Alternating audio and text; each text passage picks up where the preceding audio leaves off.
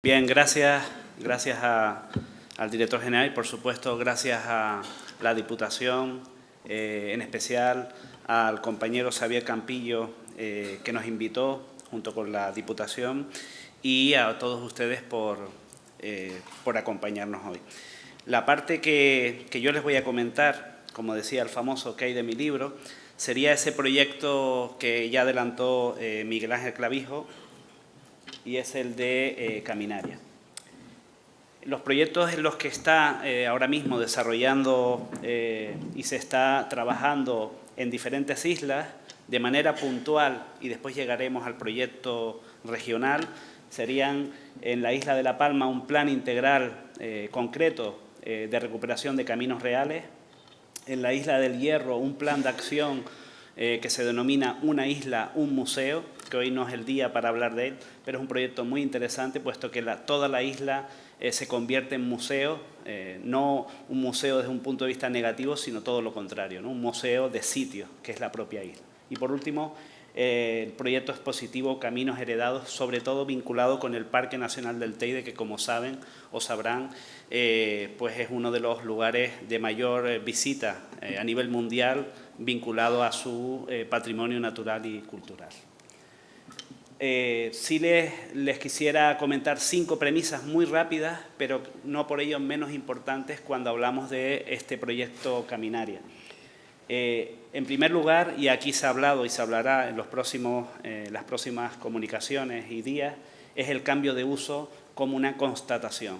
Si los caminos han constatado y la población ha constatado un cambio, es ese cambio de uso con lo bueno y lo malo que ello conlleva, ¿no?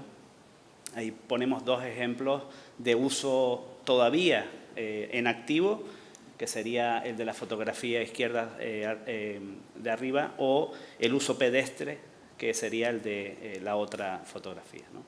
Otro es el de la implicación de la sociedad canaria como fortaleza. Y ahí sí que Canarias sí está trabajando en una línea muy interesante, que Xavier conoce algo, y es la implicación efectiva de la población local, no entes porque sí, sino aquellos entes, entidades, asociaciones y la propia universidad. Aquí está claro que el Gobierno de Canarias se ha implicado de una manera efectiva, teniendo en caso que está el director general, por algo será. Desde el punto de vista de la investigación, que es lo que nos interesa a nosotros, los investigadores, o desde un punto de vista de la implicación social, es interesante, puesto que ya existe una línea de trabajo de hace años donde hay como mínimo 4 caminos y 4 iniciativas en la isla de Tenerife, y en otras islas está también empezándose a trabajar, donde los caminos, la recuperación no parte de la administración, que es lo que se viene hoy a hablar aquí en parte, sino sobre todo la población local es la que lidera ese proyecto. Y eso es algo muy novedoso, pero muy interesante, ¿no? En tercer lugar, la tercera premisa es que el patrimonio caminero es un aliado, o debería ser un aliado del paisaje, ¿no? Aquí se ha hablado, antes lo comentó nuestro predecesor, de la importancia desde el punto de vista del patrimonio natural y cultural, ¿no? Bueno, el paisaje, si se recupera camino, se recupera paisajes de todas, ¿no? La cuarta premisa sería que el patrimonio caminero es un aglutinador de elementos asociados.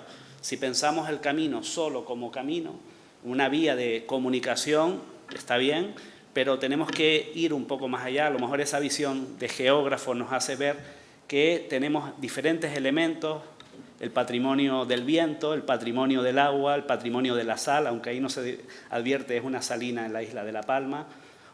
Y la quinta y última premisa sería, en Canarias sobre todo, es muy interesante, la que los caminos históricos, o caminos tradicionales también denominados, vertebran y vinculan centros históricos de una a otra población.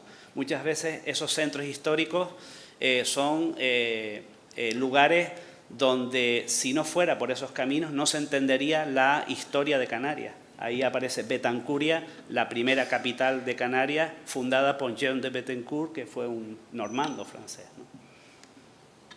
La fase en la que nosotros estamos, ya hemos presentado, sería esta, la de 2017, es decir, está acabante de presentar, fue casi un regalo de Reyes, ¿no? En la cual presentamos, ahora lo explicaremos, un sistema inédito de indicadores. Ahora explicaremos qué es eso, para aquellos que no lo conozcan. Se han desarrollado algunas iniciativas conjuntas con otras administraciones, lo que comentaba antes el director general, que hay veces que es complicado, pero eso no quiere decir que no debamos apostar por ello o desarrollarlo, ¿no?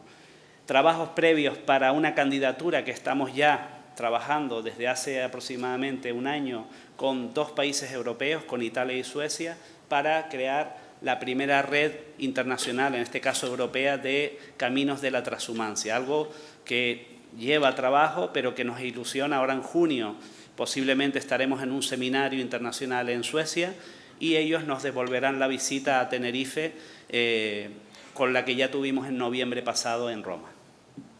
Por último, un estudio de análisis de los principales caminos tradicionales isla a isla.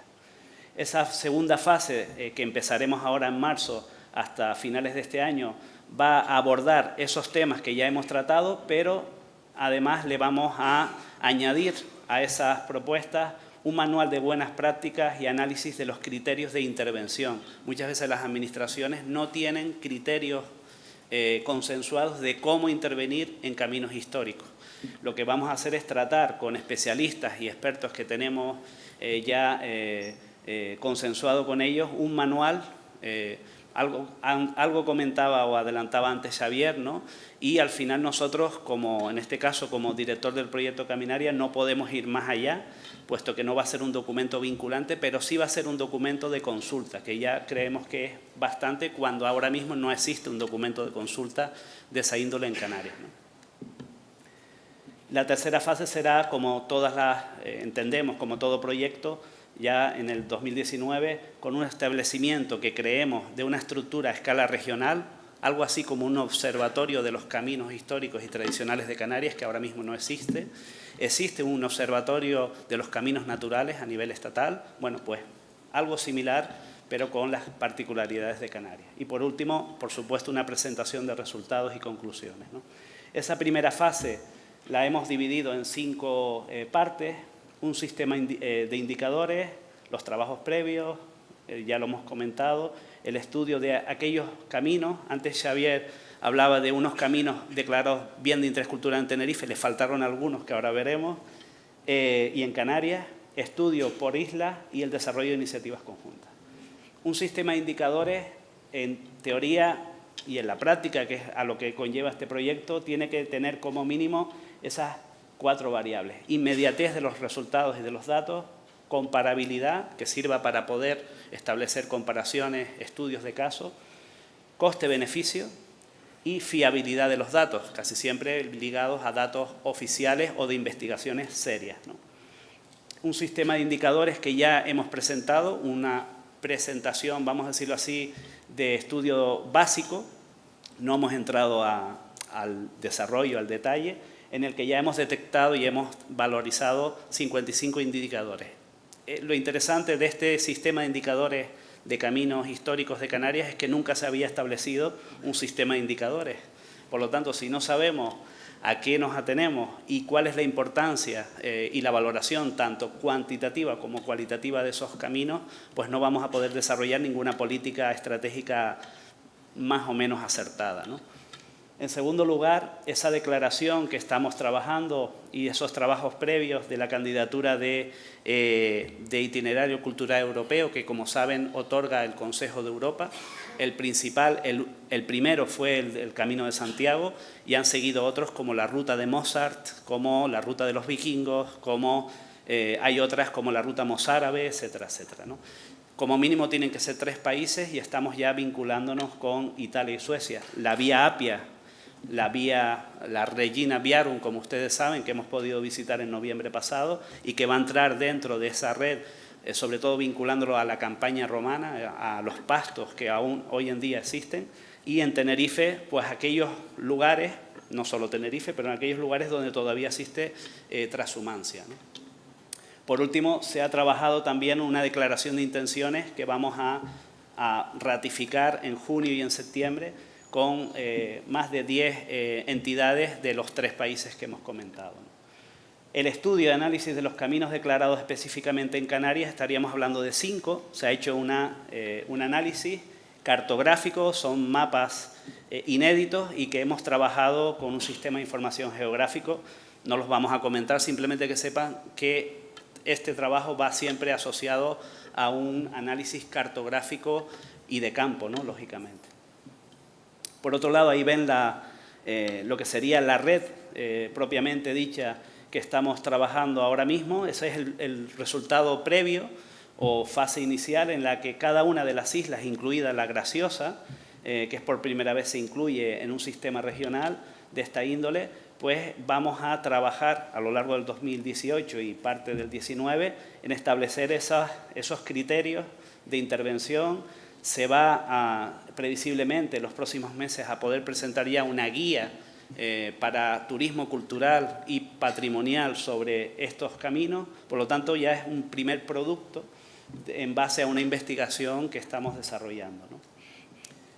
El desarrollo de iniciativas vinculadas, y ya para terminar, vinculadas a recuperación de caminos históricos, es interesante porque hay ayuntamientos en los que hemos podido proponer alguna acción concreta que sirvan como proyectos pilotos o proyectos de demostración. En lugares donde nunca se había trabajado en red es imposible, prácticamente imposible, que de la noche a la mañana podamos trabajar en red.